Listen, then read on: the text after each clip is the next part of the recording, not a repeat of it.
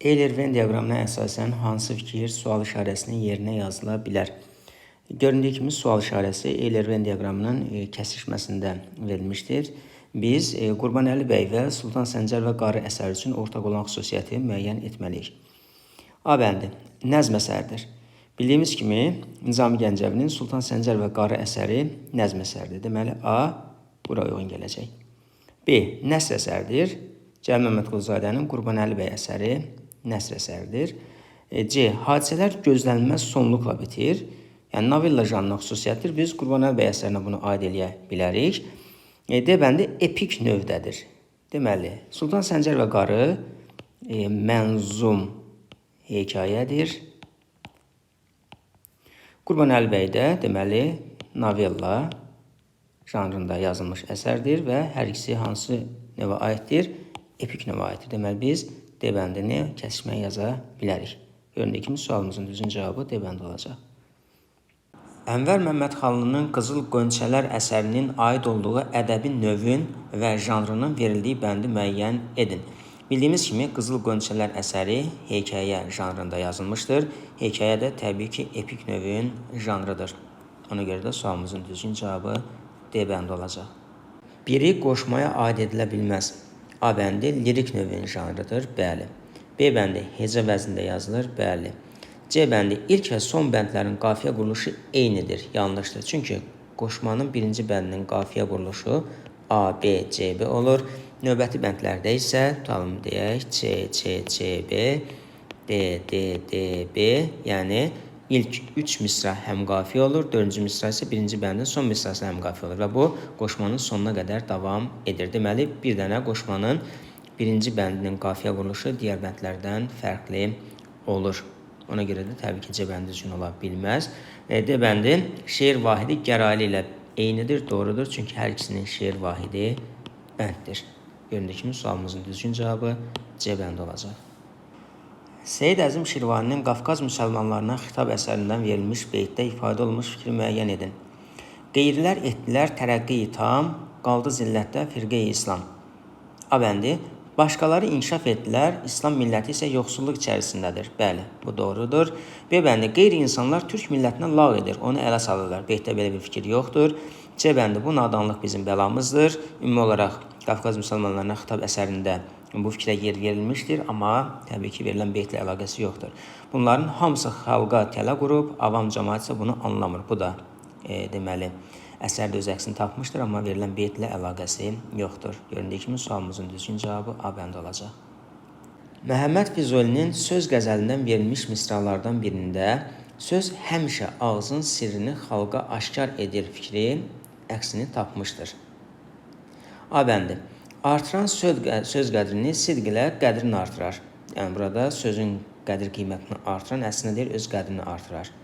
B bəndi xalqa ağzın sirrini hər dəm qılır izhar söz. Söz həmişə ağzın sirrini xalqa aşkar edir. Bəli, B bəndi düzgün cavabdır. C bəndi kim sədəf tərkibi təndir, lölə şəhvar söz. Təbii ki verilən izahla əlaqəsi yoxdur. D bəndi gər çox istərsən Füzuli, izzətin az et sözü. Burada da deyir ki, əgər hörmətli olmaq istəyirsənsə azlanır. Göründüyü kimi sualımızın düzgün cavabı B bəndi olacaq. Gənclərə nəsihət əsərində Xaqani Şirvani gəncləri nəyə çağırır? A bəndi tənbəlliyə və rahat həyata, təbii ki belə bir şey ola bilməz. B bəndi səyyah olmağa və dünyanı gəzməyə, yanlışdır. C bəndində fitnə və hilədən uzaq olmağa fikrinə yer verilmişdir. Bu düzgün cavabımızdır.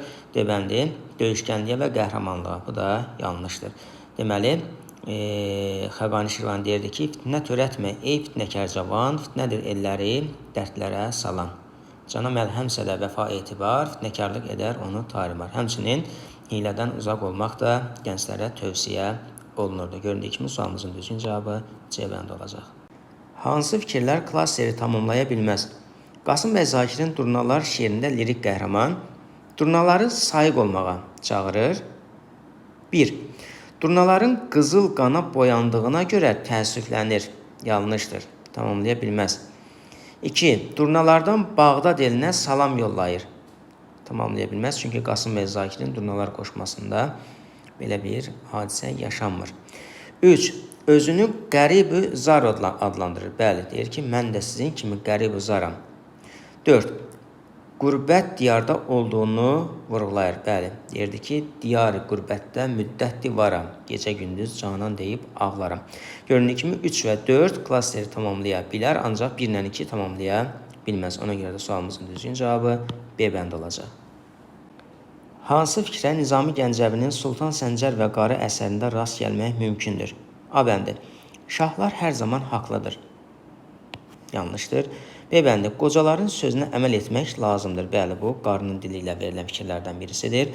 C bəndi. Zənginlik hər şeyi həll edə bilər. Yanlışdır. D bəndi. Əsgərlər itaət etməyə məcburdur. Yanlışdır. Göründüyü kimi sualımızın düzgün cavabı B bəndi olacaq.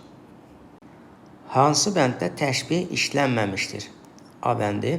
Zəng vurulan kimi uşaqlar sinfə daxil oldular. Burada təşbih işlənməmişdir. Ümumiyyətcə bildiyimiz kimi qoşmasının işləndiyi bütün nümunələrə təşbih demək olmaz.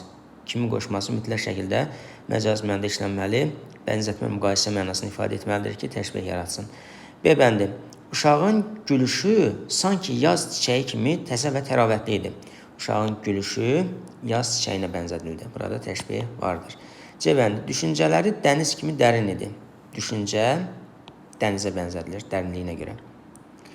D bəndi. Qaşların kamandır. Burada da qaşlar kamana bənzədilir. Göründüyü kimi A bəndində təşbih işlənməmişdir. Səməd Vurğunun Azərbaycan şeirində hansı hiss daha güclü şəkildə ifadə olunur?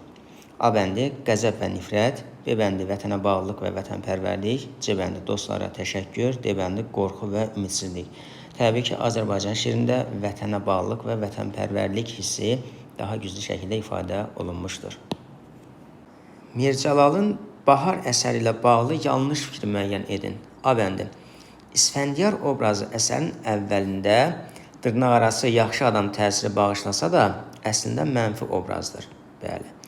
B bəndi. Kəblə Qurban Baharı qorumağa çalışsa da bacarmır.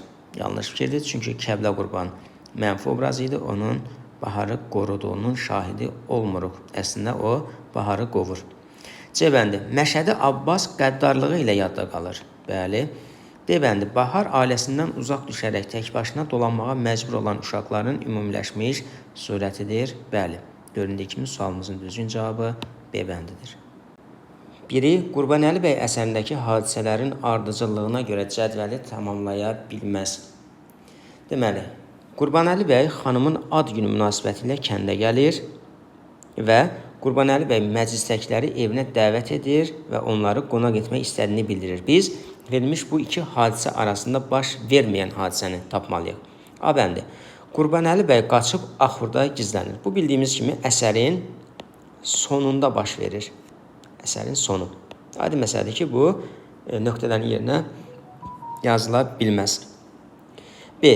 Naçalnik Qurbanəli bəyin atını bəyənir. Bəli, bu nöqtələrin yerinə yazıla bilər. Çünki vermiş ki, hadisə arasında baş verir. C. Qurbanəli bəyin nökəri Kərbəlayı Qasımı biqeyrət adlandırır. Burada aiddir, yazı bilər. D bəndi. Qurbanəli bəy toyçulardan uzun dərə çalmalarını istəyir. Bu da nöqtələrin yerinə yazıla bilər. Göründüyü kimi sualımızın düzgün cavabı A bəndi olacaq. Verilmiş əsərlərdən biri əruz vəznində yazılmamışdır.